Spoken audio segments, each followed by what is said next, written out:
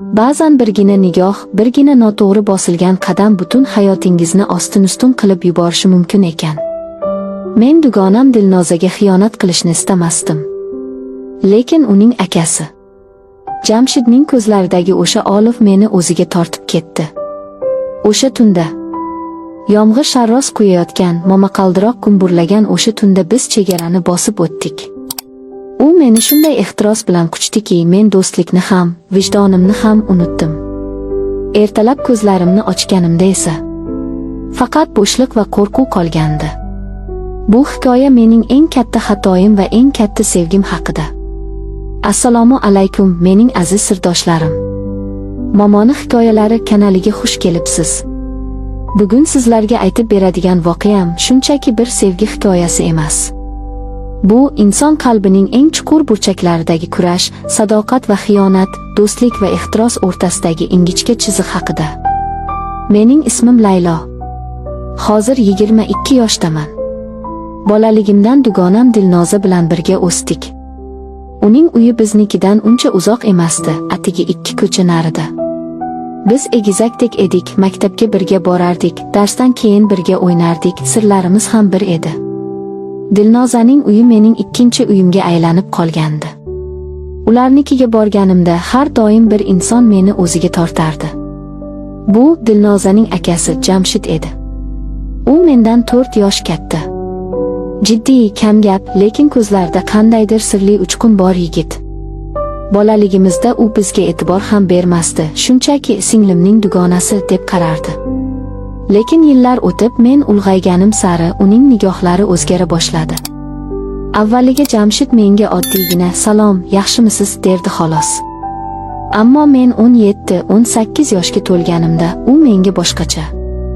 Qandaydir erkak kishining ayolga bo'lgan qiziqishi bilan qarayotganini seza boshladim. Men ham gohida unga o'g'rincha qarab qo'yib, yuragimning duk-duk urishini his qilardim. Lekin bu hislarni darrov haydardim. Bu dugonangning akasi. Bu mumkin emas deb o'zimni koyirdim. Bir kuni kuzning oltin barglari to'kilayotgan payt edi. Dilnoza menga, "Laylo, bugun men kechroq boraman, uyda hech kim yo'q, daftaringni akamga tashlab ketaver" deb qo'ng'iroq qildi. Men biroz ikkilanib turdim, lekin baribir borishga qaror qildim. Eshikni taqillatdim. Ichkaridan qadam tovushlari eshitildi. Eshik ochildi va ostonada Jamshid turardi. U uy kiyimida, sochlari biroz to'zg'igan, lekin shunday holatda ham juda kelishgan edi. "Kel, Laylo", dedi u jilmayib. Uning ovozida avvalgidek rasmiyatchilik yo'q edi. "Dilnoza hali kelmadi, lekin kel, kutib turasan." Men ichkariga kirdim. Uy jimjit edi. Faqat soatning chiqillashi eshitilardi. Biz mehmonxonada o'tirdik. U menga choy uzatdi. "O'qishlaring yaxshimi?" deb so'radi u. Biz gaplasha boshladik. Gap orasida Jamshid menga o'zining bolaligi, hayotdagi maqsadlari, orzulari haqida so'zlab berdi. Men uni birinchi marta bunday yaqindan, bunday samimiy holda ko'rayotgandim. Uning ovozi shunday yoqimli, so'zlari shunday ishonarli ediki, men o'zimni unga tobora yaqinroq his qila boshladim. Vaqt qanday o'tganini sezmay qolibmiz. Dilnoza kelguncha biz 2 soatdan ortiq gaplashibmiz. O'sha kuni men uyga qaytarkanman, yuragimda g'alati bir iliqlik, shu bilan birga tushunarsiz bir xavotir bor edi. Bu shunchaki do'stlikmi yoki boshqa narsami? Kunlar o'tdi. Biz endi tez-tez ko'z urishtiradigan bo'ldik. Telefon raqamimni qanday topganini bilmayman, lekin bir kuni kechqurun menga noma'lum raqamdan xabar keldi. "Bugungi suhbat uchun rahmat. Sen bilan vaqt o'tkazish maroqli ekan. Jamshid." Yuragim qinidan chiqib ketayozdi. Javob yozishga qo'rqdim, lekin barmoqlarim o'z-o'zidan harakatga keldi. "Sizga ham rahmat." Shu kundan boshlab bizning yashirin yozishmalarimiz boshlandi. Dilnoza bundan bexabar edi. Men o'zimni xoin kabi his qilardim, lekin Jamshidning har bir xabari menga havo kabi zarur edi. Bahor keldi. Havo injiq, tez-tez yomg'ir yog'ardi. Bir kuni Dilnoza va ota-onasi to'yga ketishdi. Jamshid uyda yolg'iz qoldi. U menga qo'ng'iroq qildi. Ovozi horg'in va biroz o'zgargan edi. Laylo. Mazam yo'qroq. Issig'im chiqyaptimi bilmayman. Iloji bo'lsa dorixonadan dori olib kelib berolmaysanmi? Dilnozaga aytolmadim, ular uzoqda, dedi u. Men xavotir olib darrov dorixonaga yugurdim va ularnikiga bordim. Eshikni o'zi ochdi. Rangi oqargan, ko'zlari qizargan edi. "Kir", dedi u holsizlanib. Men ichkariga kirdim. Tashqarida yomg'ir sharros quyayotgandi. Momaqaldiroq gumburladi. Chiroq o'chib qoldi. Uy qorong'ulikka cho'mdi. Faqat derazadan tushayotgan chaqmoq nuri xonani yoritib turardi. Men unga dori va suv berdim. Uning qo'llari qizib ketgandi. "Rahmat, Laylo. Sen bo'lmaganingda nima qilardim", dedi u va to'satdan qo'limni ushlab oldi. Uning kaftlari olovdek issiq edi.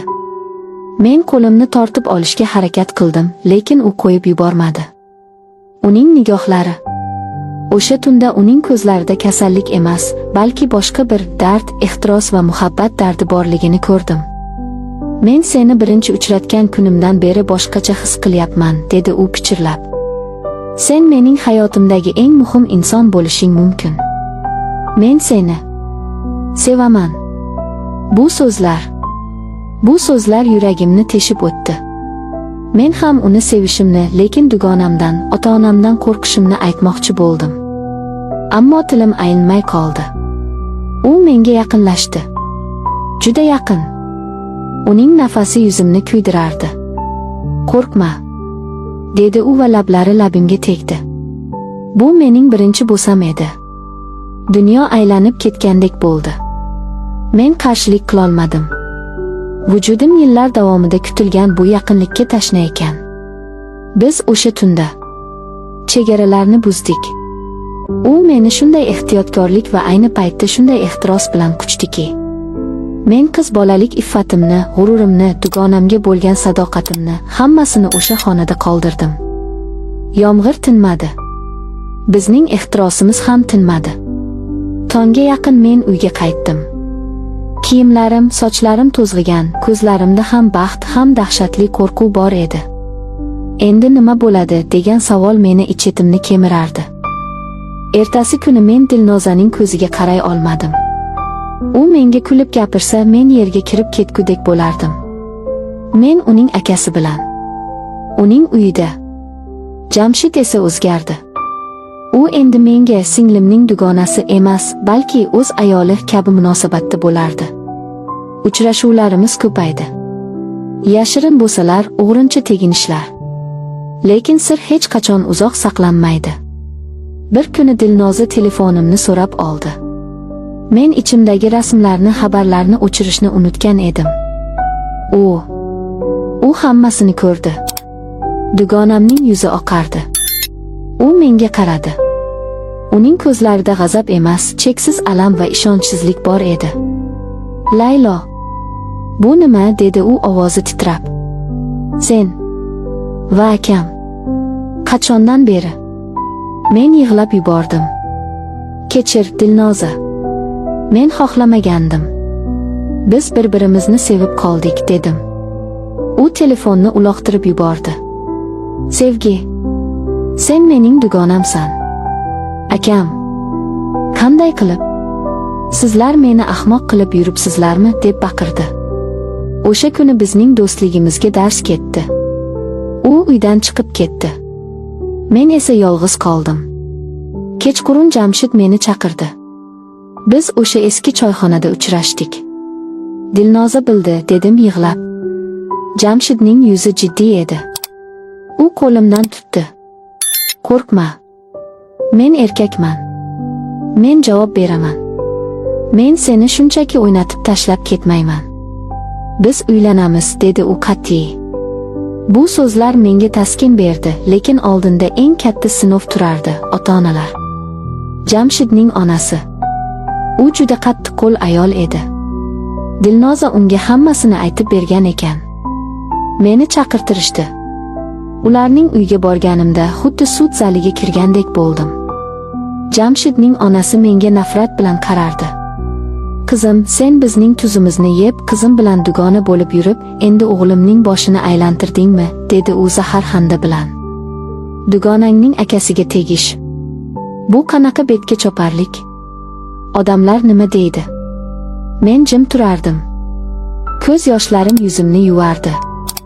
Lekin Jamshid o'rtaga tushdi. Oyi, bas qiling. Men uni sevaman. Bu mening tanlovim. Agar Layloga rozi bo'lmasangiz, men bu uydan ketaman, dedi u.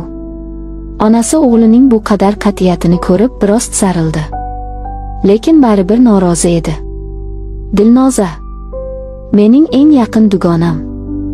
U bir necha kun men bilan gaplashmadi. Lekin bir kuni u mening oldimga keldi. Men o'ylab ko'rdim, dedi u ko'zimga tikilib. Agar sen akamni chindan ham baxtli qilsang, agar bu shunchaki o'yin bo'lmasa, men roziman. Do'stligimiz uchun emas, akamning baxti uchun. Biz quchoqlashib yig'ladik. O'sha kuni men nafaqat sevgimni, balki yo'qotayozgan do'stimni ham qaytarib oldim. To'yimiz bo'ldi. Dabdabali emas, lekin samimiy. Men oq ko'ylakda Jamshidning yonida turarkanman. O'sha yomg'irli tunni, o'sha xatoni, o'sha qo'rquvni esladim. O'sha tun biz uchun gunohli boshlanish edi, lekin u bizni bugungi halol baxtga yetakladi. Balki kimdir meni qoralar. Qiz bola bo'lib turib shunday qildingmi, der. Ha, men xato qildim. Men hissiyotlarga berildim. Lekin men o'z sevgim uchun kurashdim. Hozir oradan yillar o'tdi. Bizning shirin farzandimiz bor. Jamshid dunyodagi eng yaxshi ota va er. Dilnoza esa eng yaxshi amma va dugona. Bizning hikoyamiz oddiy emas. Unda xato bor, gunoh bor, ko'z yosh bor. Lekin eng muhimi, unda haqiqiy sinovlardan o'tgan sevgi bor. Aziz qizlar, sizga aytar so'zim, hayotda har doim ham oq va qora bo'lmaydi. Ba'zan taqdir bizni shunday chorrahalarga olib keladiki, yurak va aql o'rtasida tanlov qilishga majbur bo'lasiz. Agar sevgingiz haqiqiy bo'lsa, kurashing. Lekin unutmang, har bir qadamning o'z to'lovi bor. Men o'z to'lovimni to'ladim, ko'z yoshlarim va qo'rquvlarim bilan. E'tiboringiz uchun rahmat. O'zingizni va yaqinlaringizni asrang.